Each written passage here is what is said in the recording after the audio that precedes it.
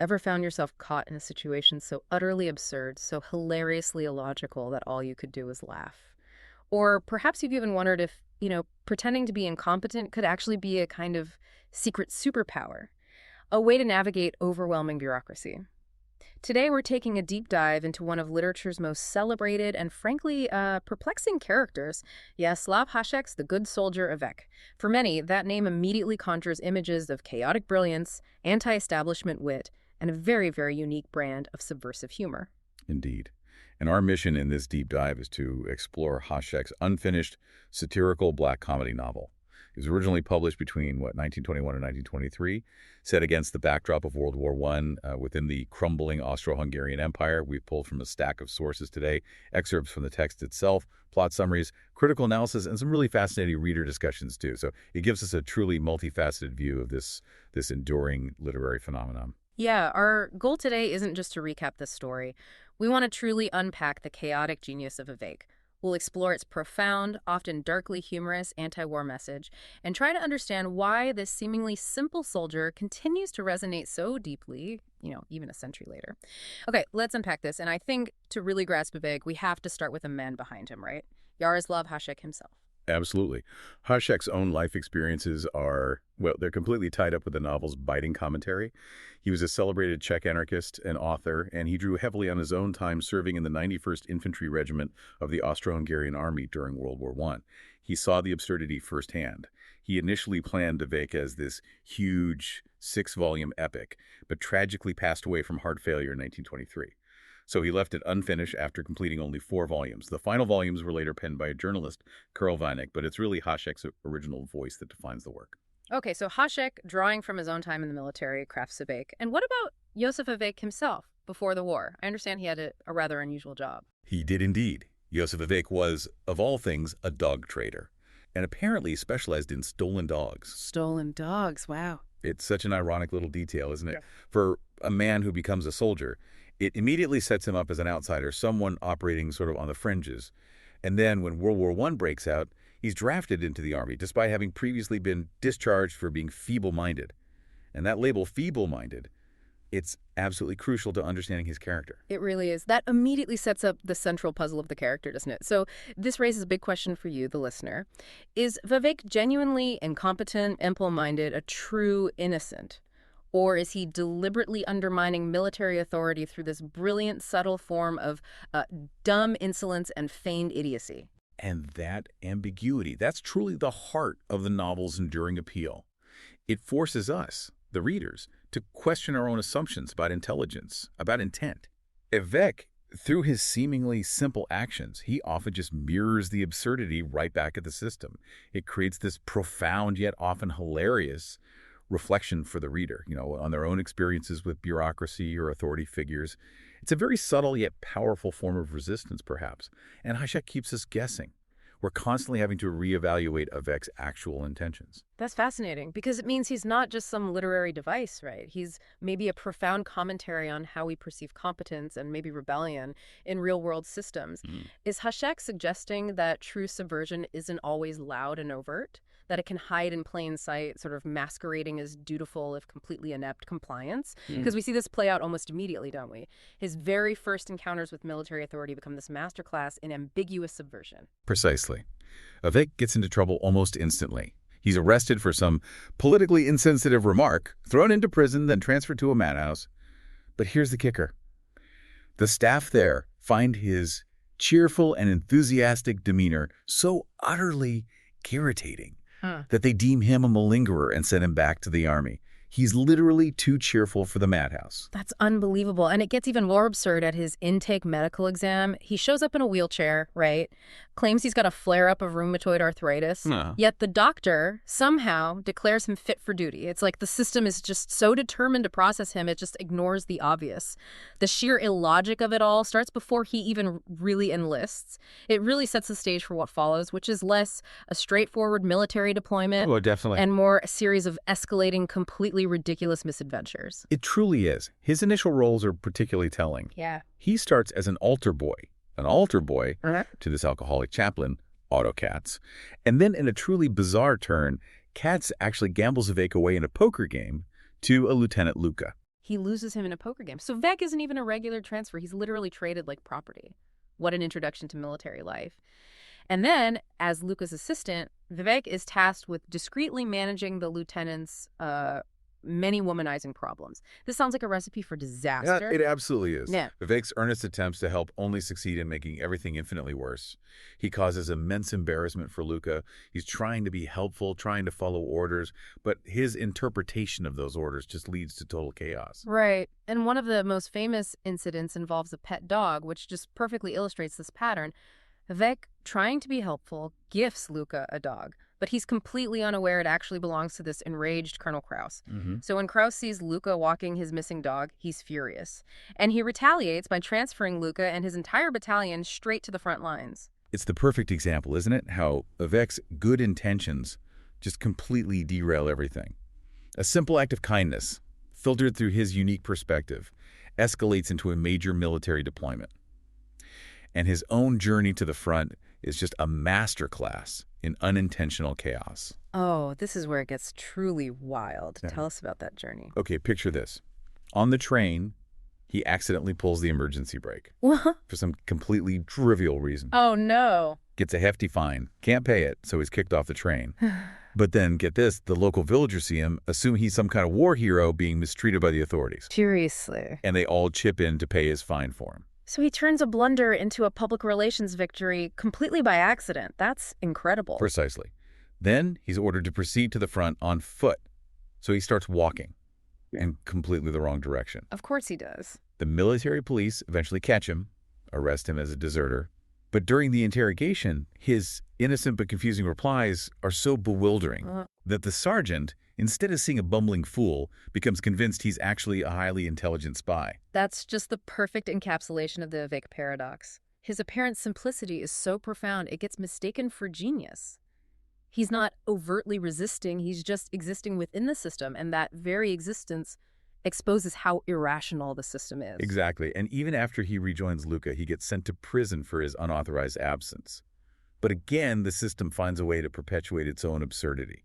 He's freed by Captain Kraus, the same Kraus who was still angry at Luka about the dog, with strict orders for Luka to take Švejk back into his service. Oh, brilliant. It's just this never-ending cycle of incompetence and bureaucratic revenge. And the chaos doesn't stop there, even with relatively simple tasks. His next duty, delivering a love letter for Luka. How could that possibly go wrong? Well, it goes wrong in the most Švejkian way imaginable. He delivers it to the woman's husband instead. No. Yes. Which leads to a public brawl and naturally another arrest for Švejk. It's just this escalating series of mishaps, each one more ridiculous than the last. Even when they give him a seemingly straightforward job like being a phone operator. His confusing replies to every communication cause so much havoc with the battle preparations that he's immediately reassigned. It's like his mere presence is just an agent of entropy for the entire military structure. And this pattern continues even with written instructions. Yeah. His next duty involves distributing the second volume of a novel that's being used as some kind of army code. Okay. Instead, Švejk distributes the first volume. And his reasoning, perfect, unassailable logic. Yeah. Everyone knows that you should always read a book from the beginning. That's truly genius in its idiocy. He's not trying to sabotage. He's just being utterly, logically, ridiculously compliant. Exactly. He reveals the inadequacy of the original instruction just by following it too literally. And the novel, as we know, Hašek left it unfinished. But it culminates in a truly bizarre scene, doesn't it? It does. Švejk gets lost again, finds an abandoned Russian uniform by a pond, tries it on. As you do. As you do. And then his own battalion shows up, mistakes him for an enemy soldier, arrests him, and assigns him to railroad repair duty alongside other captured Russian soldiers. Unbelievable. The novel just breaks off before he ever reaches actual combat. It's truly, as one of our sources puts it, an outrageous journey through war and misery that still manages to find humor in the bleakest shit-filled trench.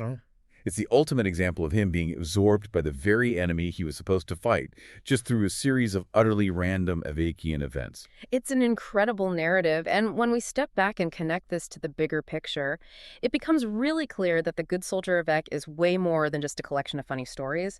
It's widely considered one of the first and one of the most important anti-war novels, predating stuff like Remarque's All Quiet on the Western Front. That's a crucial point. Yeah. Joseph Heller, the author of Catch-22, Yep. he famously said he would never have written his own seminal anti-war satire if he hadn't read Švejk first. There's a profound lineage there. Both novels really showcase military bureaucracy as this self-serving, illogical entity. It's almost a character in itself. And Eve, much like Usarian in Catch-22, navigates this absurdity not by direct rebellion, but by sort of meticulously following rules to their most absurd conclusion. He effectively breaks the system by sticking to it too perfectly. So it's this kind of subversive compliance, exposing the inherent madness of war through the very mechanisms designed to wage it. And readers clearly pick up on this. They describe it as genuinely laugh-out-loud funny, but with a mean streak that manages somehow to match itself with humanity and outrage. Quotes from the sources really resonate, like that stark observation. War is stupid. People are stupider. Absolutely. The humor is incredibly anarchic, as our sources note. Almost every figure of authority is depicted as some grotesque, exaggerated creature of parody. The novel powerfully explores themes like the futility, the sheer pointlessness of conflict, the inherent absurdity of military discipline, especially that rigid, often senseless Austrian kind, and the deep corruption and hypocrisy within institutions. That includes the Catholic Church, by the way, which is definitely not spared Hašek's satirical eye. It also offers this really vivid portrayal of the long-standing ethnic tensions within the multi-ethnic Austro-Hungarian Empire, right? Where you had many Czechs forced to fight for an empire they felt no loyalty towards. So Švejk's individual absurdity also reflects a broader systemic absurdity and discontent. Exactly. He sort of embodies the disaffection of an entire ethnic group forced into a war they didn't believe in, fighting under the banner of an empire they resented. His actions, whether you think they're intentional or not, are this constant, low-grade rebellion against that whole situation. And the character's cultural impact is so profound, he's literally seeped into the Czech language itself. You have terms like Švejkovina, meaning striking, or like situational or systemic absurdity. And Švejkovat to Švejk, to act in that absurdly compliant way. Yeah. The name has even made its way into English dictionaries as Švejk. That's incredible, a character who defines an entire mode of behavior or thought. It truly speaks to his universal resonance. And his influence stretches far beyond literature. He apparently inspired the screen character of the comedian Harry Langdon. And get this, in 2002, a man dressed as a Švejk, complete with crutches, protested at a NATO summit in Prague shouting, "To Baghdad, Mrs. Muller, to Baghdad." That's amazing. It just shows how deeply etched the character is on the Czech psyche and how his symbolism transcends his original story. He's still relevant for commenting on modern conflicts and political decisions. It absolutely does. And the book, it's been adapted into just countless forms. Films from various countries, Czech, German, British, even animated versions, TV series in Finland and Austria, stage plays, including one by Bertolt Brecht, no less, an opera, even comic books. Wow. Statues of Švejk can be found in several European countries, although the first one in the Czech Republic itself was only unveiled relatively recently in 2014 in the village of Putum. It is, in fact, the most translated novel in all of Czech literature, available in over 50 languages. That level of adaptation and translation, it clearly indicates its broad appeal. But while it's broadly celebrated as a masterpiece, some readers, as our sources indicate, found certain elements maybe less engaging. For example, the mangling Catholic religious rituals or the prevalence of drunk humor. That's a really important distinction to make, I think.